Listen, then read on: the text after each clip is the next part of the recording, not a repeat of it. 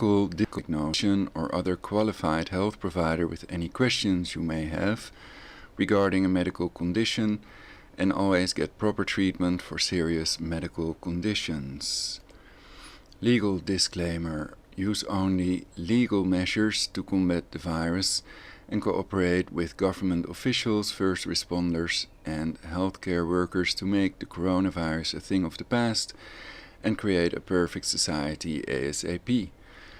Use common sense, logic, and help your fellow humans if necessary, also to lower the risk of being vaccinated mandatorily ourselves and to end the pandemic as soon as possible. The objective of my videos is not to slander people nor to incite or trigger people, but to do the opposite, exposing it when people are wrongly accused, and to create universal peace, world peace, or just peace on earth. People are innocent till proven guilty in the court of law. One who knows of evidence must testify, not to convict anyone without a fair trial.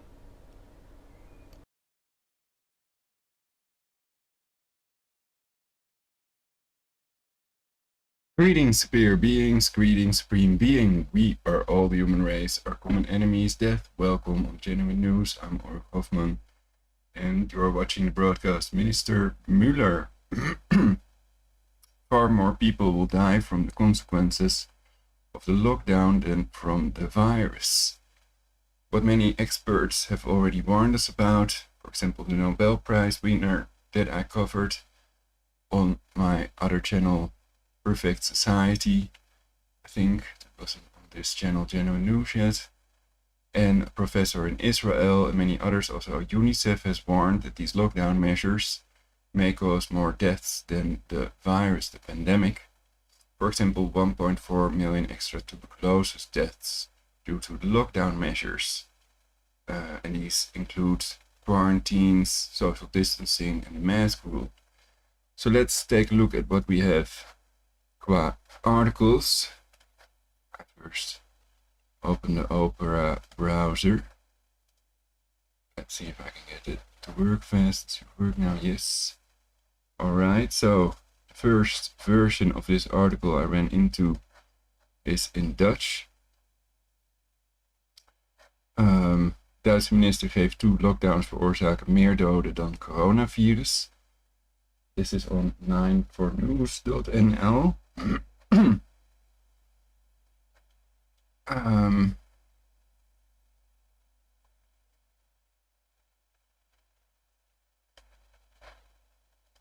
Okay, then I have some other articles. I can let it hang and block things. Repeat lockdowns cause more harm than good. January 4th, 2021 on thespec.com. Lockdowns don't work, and other commentary by the New York Post, nypost.com. And the article that's translated from German.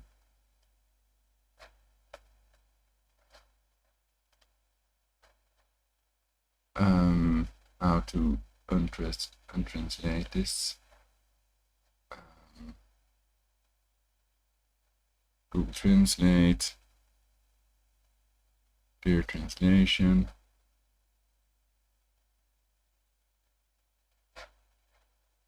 Reload. Entwicklungsminister Müller an den Folgen. It keeps on translating this. Oh, I can turn it up here, bro. Oh, I can also pick show original. Anyway, I have the original open. Another tab. Coronakrise. Entwicklungsminister Müller an den Folgen der Lockdowns werden weit mehr Menschen sterben als am Virus. Okay, so I'll also read the German version, but I think I'll first read the English translation for everyone and read the other two in English first. So if people watch this at a later moment, then they can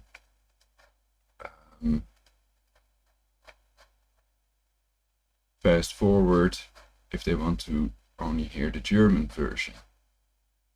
Okay. So first we'll start with this. version, this article, I mean.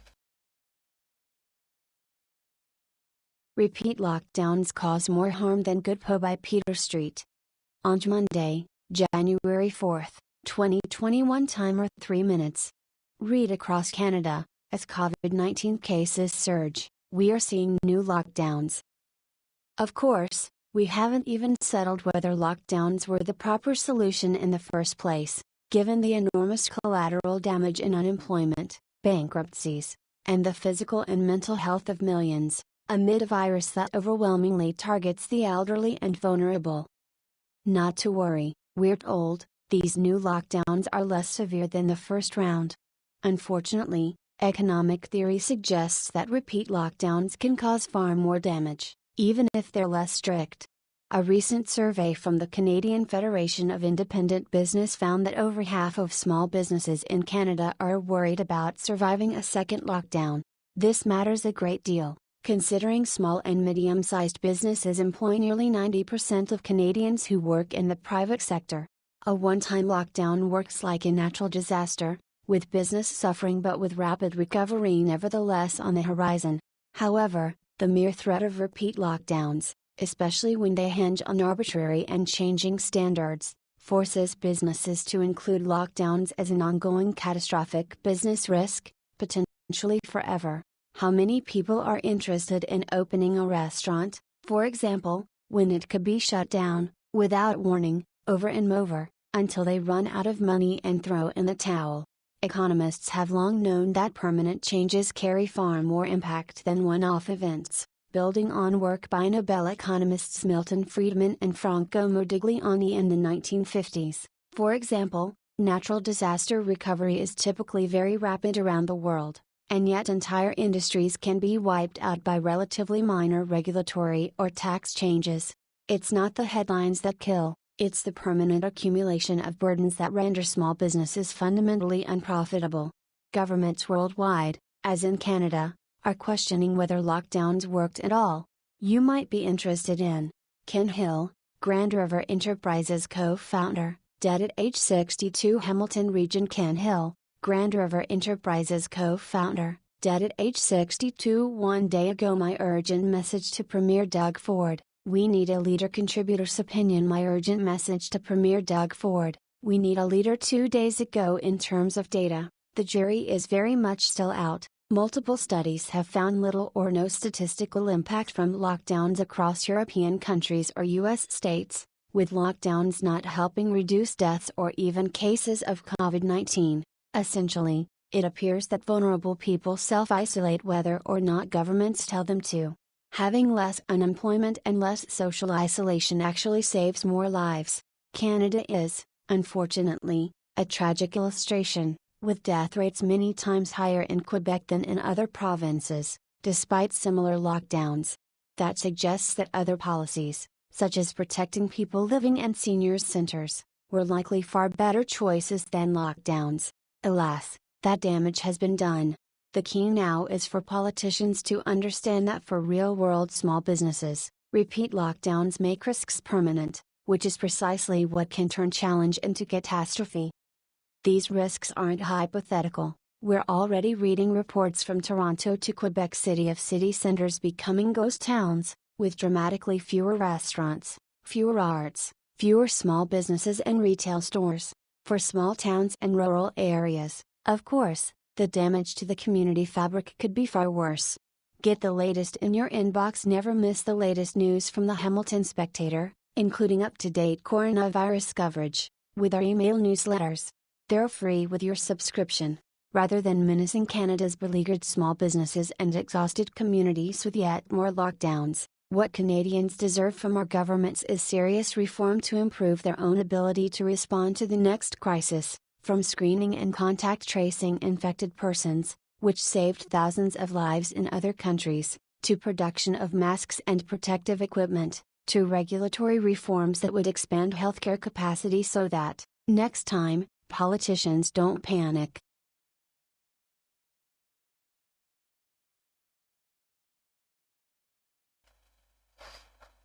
Okay. So perhaps it also fits in with the World Economic Forum slogan of 2016. You'll own nothing and you'll be happy. Still sounds communistic to me. And more so every time I hear it. Okay, so that was the spec.com article.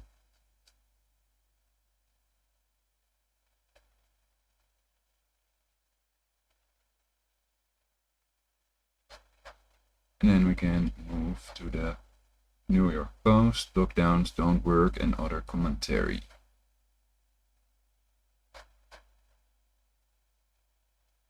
Compiled by the Post editorial board. Opinion editorial. So it's just an opinion piece.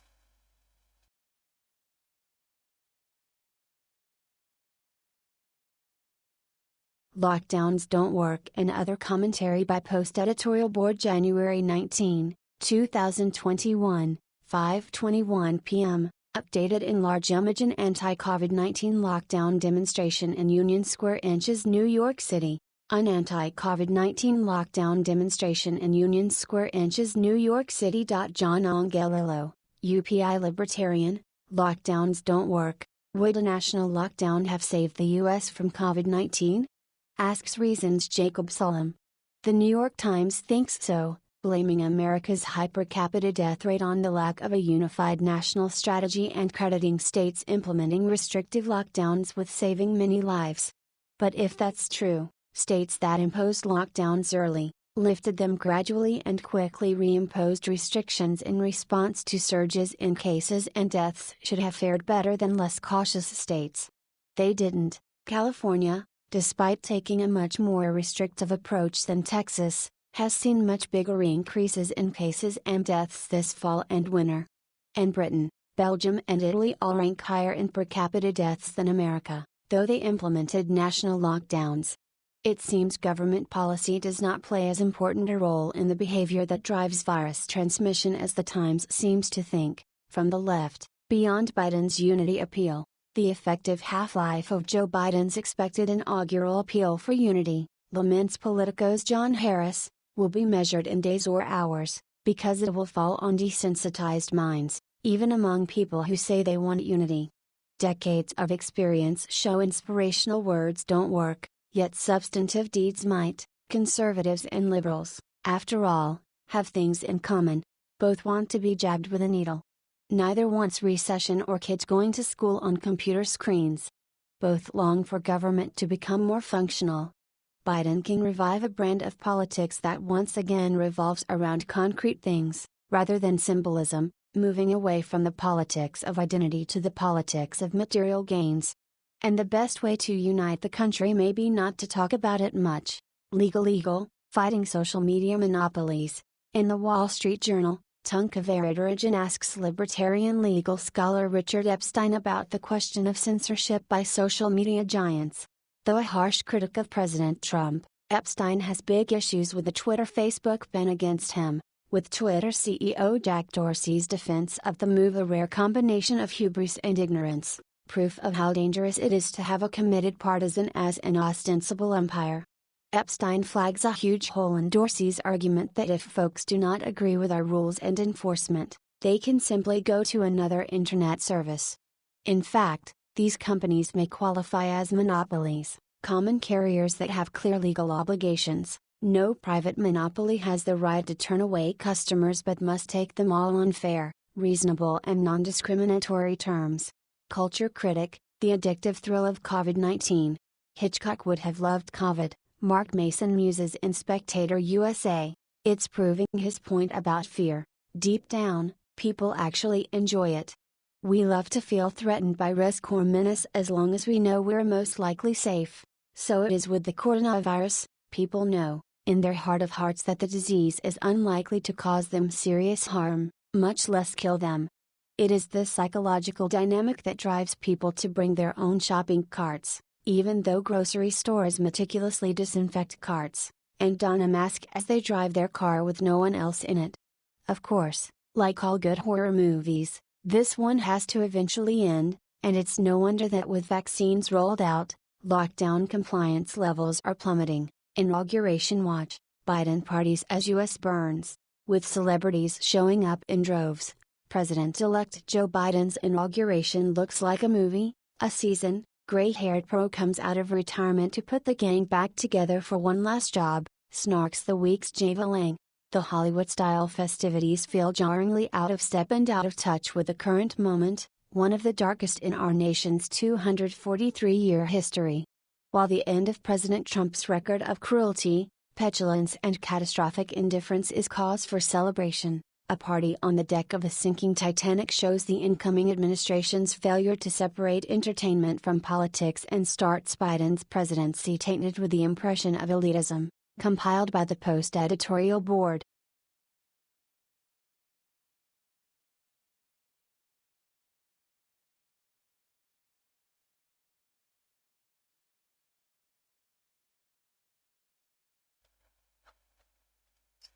Well then, aren't people too negative about Trump? I'd compare him to former political President Bush, for example. Anyway, the German version we read later. So that was on New York Post, previous article, and this one is on app.handelsblatt.com. Handelsblatt.com. Coronakrise. Oh, it translates them both. Java original. Okay.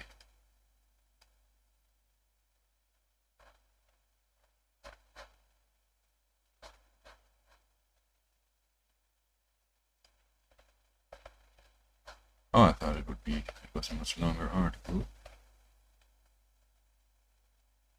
Okay. Well, that will be pretty fast then. First the English and then the German.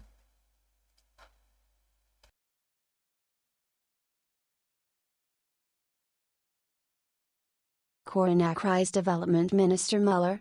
Far more people will die from the consequences of the lockdown than from the virus. From Jens Munkgrant. Thomas Tume, the CSU politician, speaks in an interview about the necessity of the supply chain law, his anger about the business associations and the EU refugee policy. Send the link by email. Save the link in Gitpocket. Save the link in Gitpocket. Share link to article on Facebook. Send a tweet with a link to the article. Share link to article on LinkedIn. Share the link to the article on Xing plus Corona. Development Minister Gerd Müller warns of the consequences of the crisis. Imago images. Fotothek Federal Development Minister Gerd Müller, the CSU politician, rejects the criticism of the planned supply chain law. Image. Imago images. Fotothek. Dusseldorf. Far more people will die from the consequences of the lockdowns than from the virus, said German Development Minister Gerd Müller in an interview with Handelsblatt. The CSU politician warns, on the African continent alone, we expect an additional 400,000 deaths from malaria and HIV this year, as well as 500,000 more who will die of tuberculosis. The pandemic is also one of the greatest poverty and hunger crises triggered. The reasons are varied, because the supply of food and medication is no longer guaranteed, because many aid programs in the West are not adequately funded, because we industrialized countries focus so much on the fight against corona at home that we lose sight of other problems. His conclusion: Brussels is suppressing the humanitarian catastrophes that are building up right on our doorstep. As a countermeasure, Müller suggests specifically a €50 billion stabilization program from European loans and emergency aid. In addition, work is being carried out on a new EU-Africa agreement focusing on migration, climate, energy, security and economic cooperation.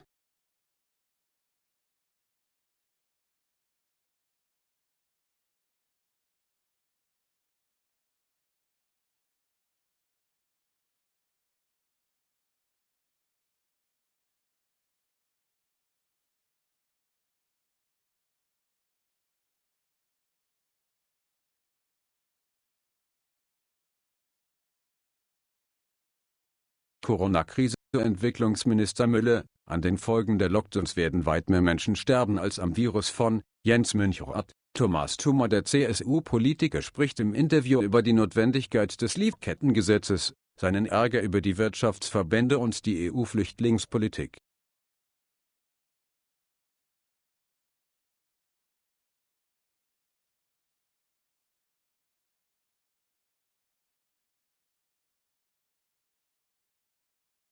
Bundesentwicklungsminister Gerd Müller. Der CSU-Politiker weist die Kritik am geplanten Lieferkettengesetz zurück. Bild: Imago-Image-Photothek. Düsseldorf: An den Folgen der Lockdowns werden weit mehr Menschen sterben als am Virus, bilanziert Bundesentwicklungsminister Gerd Müller im Handelsblatt-Interview. Der CSU-Politiker warnt: Allein auf dem afrikanischen Kontinent rechnen wir dieses Jahr mit zusätzlich 400.000 Malaria-Toten und HIV-Opfern sowie 500.000 mehr, die an Tuberkulose sterben werden. Die Pandemie habe auch eine der größten Armuts- und Hungerkrisen ausgelöst. Die Gründe seien vielfältig, weil die Versorgung mit Lebensmitteln und Medikamenten nicht mehr gewährleistet ist, weil viele Hilfsprogramme des Westens nicht ausreichend finanziert sind, weil wir Industrieländer uns so sehr auf die Corona-Bekämpfung zu Hause fokussieren, dass wir andere Probleme aus dem Blick verlieren. Sein Fazit: Brüssel verdrängt die humanitären Katastrophen, die sich direkt vor unserer Haustür aufbauen. Müller schlägt als Gegenmaßnahme konkret ein 50 Milliarden Stabilisierungsprogramm aus europäischen Krediten und Soforthilfen vor. Außerdem werde an einem neuen EU-Afrika-Abkommen mit den Schwerpunkten Migration, Klima, Energie, Sicherheit und wirtschaftliche Zusammenarbeit gearbeitet.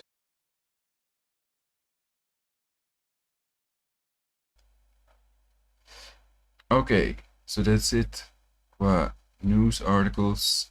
In previous articles in previous news broadcasts I've covered this more in depth, this subject.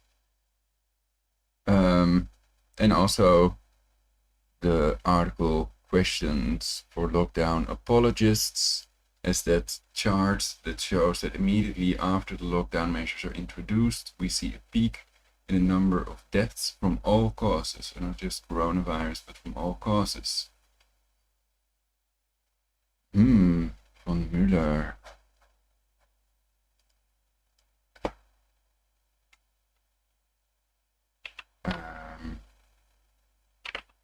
Chocolate.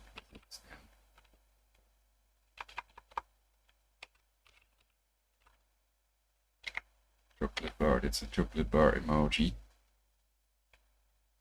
Enjoy. Okay.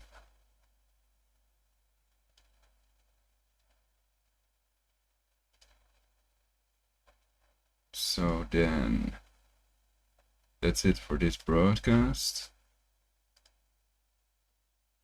Thank you all for watching. Kiss for Single Ladies would like one. Remember to check my other more important broadcasts on this channel, Genuine News, here on YouTube. And please like, share and subscribe. And help to create a perfect society in which we all will live happily eternally, which is possible because everything is energy, therefore everything is a possibility. That includes negative, positive and negative, basically. All it takes to become eternal is mastering the channeling of the energy. Okay.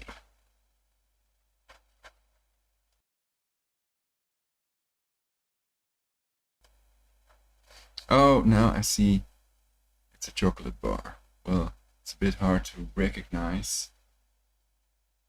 Chocolate is sticking out very far, so the paper on it is rolled down further than most people would do it. Basically, I have a chocolate bar right here, and basically they just have 1 or 2 rows sticking out. And with the emoji, it's well, I don't know, I think they could have done a better job. Anyway, and another weird thing with the emojis is that when I post certain emojis, then it automatically adds, when I press the enter button, it automatically adds male or female sign emojis. So that's really sad. But thank you all for watching, and links are in the description. We must amplify the truth, and people can also spread messages with flyers or put a message on the window, etc. So, thank you all for watching. Thank you for your comments. DS Bill Gates and George Soros nervously giggling from behind the iron curtain. Thanks, DS. Well, lots of people call for the arrest of Bill Gates, and I think they're also spreading mis or disinformation deliberately. What I have gathered is, or not gathered, what I read is that the claim that he was supposed to be banned from India is not correct. And other things I don't want to mention in this broadcast, but people can Google it for themselves. So at least investigate the Bill and Melinda Gates Foundation. Oh yeah, and another thing about the YouTube user policy. Perhaps I should do a separate broadcast about it. Basically, I'd have to get the policy for that. If you all have some time, I'll get that pretty fast. Keep my sessions saved, basically.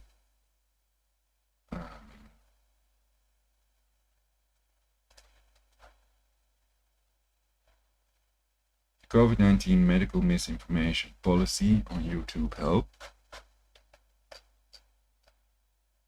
Okay, examples.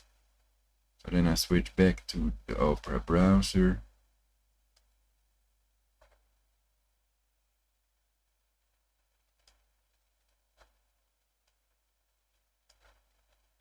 Voila. Here are some examples of content that's not allowed on YouTube.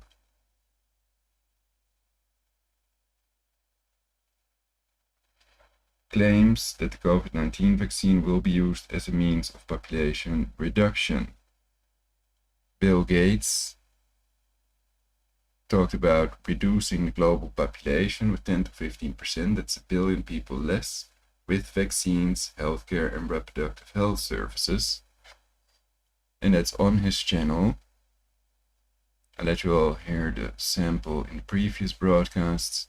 That's in the famous TED Talks video, and there's another video on YouTube that people can find.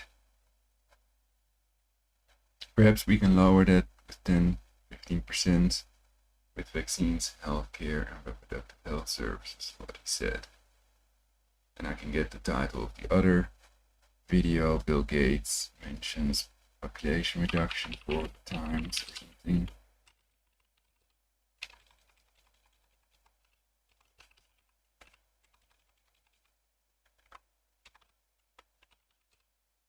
Bill Gates says reduce population 4 times. Video by Don Hayes, also on YouTube. And perhaps it's best if I play the sample, so that there is no doubt. Though I cut the sample a little bit.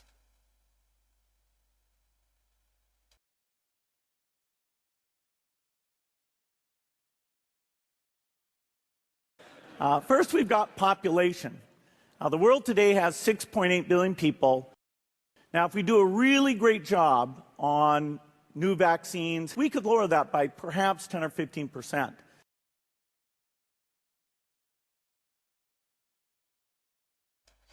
Okay, people can of course hear the original in this video. Bill Gates says reduce population 4 times, uploaded by Don Hayes. 7th of March 2011. Thank you, Don Hayes, for uploading it, and thank you all for watching. May peace be with you all. Be prepared and help to prevent martial law from being imposed if you can. And people can watch my previous videos about it, how to do just that. So see you all next time on Genuine News. I'm Ulrich Hoffman. Peace.